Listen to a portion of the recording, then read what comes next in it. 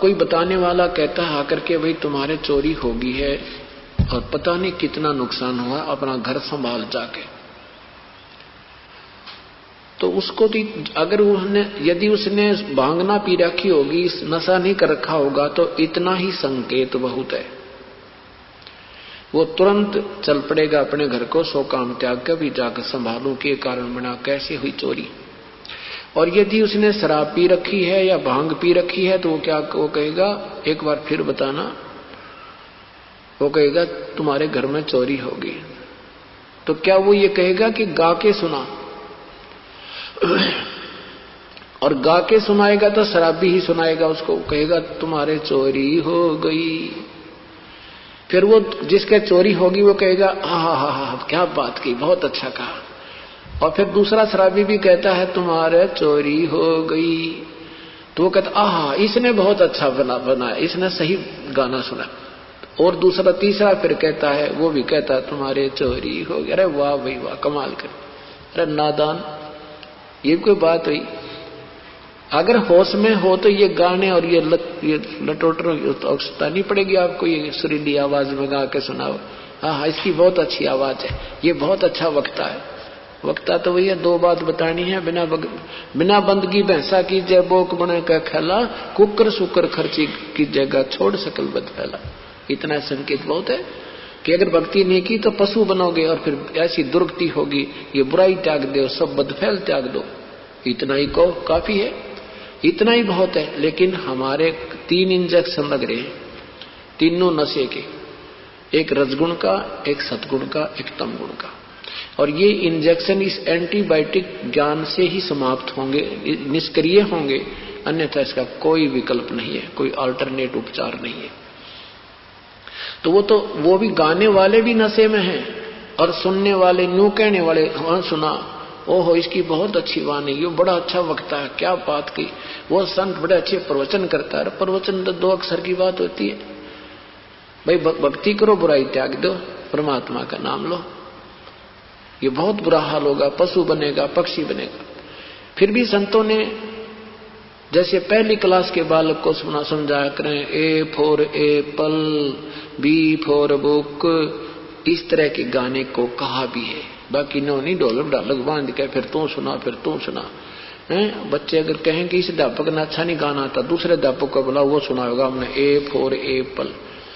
तो ये हम कति भक्ति मार्ग से घने दूर कर रखे हैं और हमें परमात्मा पाने की रुचि तो है, लेकिन हम उसको दूसरी तरफ से लगा देते हैं। फिर हम उनकी तरफ देखने लग जाते हैं, अब कि वो गाना बढ़िया गाएगा, अब वो अच्छा गाए। ऐसे हमने देखा 10-10 बैठ जाया करते एक स्टेज ला के, एक उससे बढ़िया गाने की चेष्टा करता, प्रशंसा के पात्र होने के बाद। फिर दास ने देखा ये तो सब ड्रामा हो रहा है। फिर संतों की वाणी पढ़ी उन्होंने, फिर क्या बताया हमारे को, फिर उस आधार से इनकी गाइडलाइनों पर दास चला तो आज सफलता प्राप्त हुई। तो इस प्रकार आप 2 अक्षर की बातें होती है, स्वयं पढ़ो और स्वयं पढ़कर इन वाणी को फिर आपकी आंखों में आंसू आएंगी, स्वयं आप महसूस करोगे तो आनंद आएगा। दूसरी तो आपने तो फिर उनकी सुरीली आवाज प्यारी लग रही है, आपको ये नहीं मालूम उस वाणी में कहा क्या है। आपको तो उनका वो अलगोजा अच्छा लग रहा है, वो हारमोनियम जो उसने गाने की बड़ी जिसकी सुरीली आवाज, आपको केवल वो पसंद है, ये नहीं पसंद आपको ये ज्ञान इसमें कहा क्या है। थोड़ा मंदा कर भाई, थोड़ा मंदा कर, संभाल कर रख। तो ऐसे अब हमने अपने वास्तविक ज्ञान को समझना है और वास्तविकता से परिचित होना है। पहले क्या होती थी कि भाई उस डेरे में ना, एक गांव में डेरा, संत रहते हैं, संत आते हैं, वहां गांव वाले सेवा करते हैं। ये संत ने बनाए जाकर भाई संत की सेवा करे तुम्हारा तुम ही बेड़ा पार हो जाएगा, नहीं। ये तो हमने जैसे संत कर रहा है ऐसे करना पड़ेगा, जैसे गुरुजी कर रहे हैं ऐसे हमने करनी पड़ेगी, तब हम पार होंगे। तो ये ड्रामाबाज जितने संत हैं ये क्या कहा करते, अब सेवक तो सेवा से पार हो जाता है, संत की सेवा करता रहे। तो एक गांव में ऐसे ही सेवा करा करते, क्योंकि जैसा ज्ञान दिया गया उसी पर भोली आत्मा दृढ़ हो जाती है। तो समझदार वो गांव के लोगों ने क्या देखा कि जो संत ज्यादा भक्ति करता है ना रात को, उसकी सेवा करने से घना लाभ होता है। ठीक है, कोई भक्ति कर रहा है विधिवत, उसकी सेवा करोगे आप तो थोड़ा बहुत राहत मिल सकती है, लेकिन आप कल्याण नहीं हो सकता। जैसे किसान है और किसान ने अपनी खेती बो रखी है और वो खेती काट रहा है, एक उसका मजदूर है, वो उसके निकालने के बाद वो कूड़ा कुरकट रह जाती है, उसने कूटे, उसमें से दाने निकाला, वो कितना गुजारा होगा उसका। तो संत कहते हैं आप सेठ बनो। तो क्या होता है, तो उन ड्रामेबाजों ने देखा, वो रात्रि के में सत्संग यानी वो भजन करते हैं, तो श्रद्धालु लोग न्यू देखा करते। उन्होंने एक ऐसा अपना दृष्टिकोण बनाया संतों भक्तों ने, भाई जो शीघ्र रात में सुबह जल्दी उठता है ना संत, और जो पहले नहाता है स्नान करता है, तो वो सही भक्त है, वो ज्यादा भक्ति करता है, उसकी सेवा करने से हमें ज्यादा लाभ मिलेगा। तो क्या देखा एक कि जो पहले उठता था स्नान करके अपना कोई कपड़ा उपड़ा जो नहा के धो के सुखा देता था, उसकी पहचान कर लेते थे कि जी किसका कपड़ा है, बता देते थे फलाने संत का है, वो उस कमरे में बैठा है। तो सभी उसके पीछे उसी की सेवा में लग जाया करते, भाई वो वक्त से उठता है और भजन करता है, इससे ज्यादा लाभ है। तो एक पाखंडी सा और संत आ गया उससे कैसा, उसने देखा भाई सारे इसकी सेवा कैसे करते हैं, ये तो बेवकूफ को इतनी भक्ति भी ना करता दिखता, और हम भक्ति भी करते हैं, हमने ये पूछते हैं कोई नहीं। तो उसने देखा कि यू वक्त से उठता है और सुबह नहा लेता, वक्त से नहा कर यू फिर सो जाता है, और ये नहीं सोचा यू भजन करता होगा, और इसका कपड़ा टंगा दिखा है तो ये इसकी, इसलिए ये इसकी सेवा करते हैं।